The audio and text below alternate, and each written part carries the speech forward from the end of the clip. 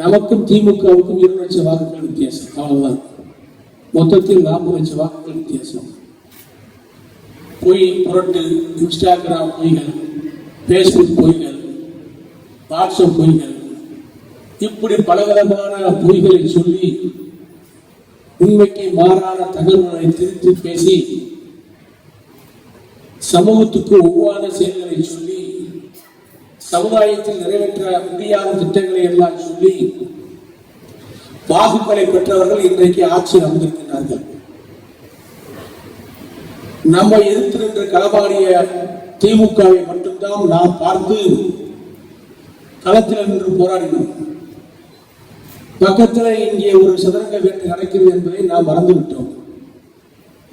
அதற்காக இன்றைக்கு ஆட்சியை நாம் விட்டிருந்தாலும் எடப்பாடியார் திட்டத்தோடு இயக்கத்திற்கு வந்த சோதனைகளெல்லாம் தாங்கி பிடித்து அதிமுகவை உயர்த்தி பிடித்திருக்கின்றார்.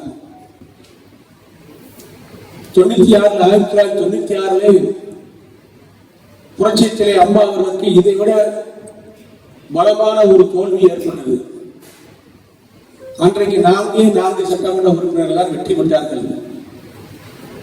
இங்கே இருக்கக்கூடிய ஒரு சில முக்கிய நிர்வாகிகளுக்கு தெரியும்.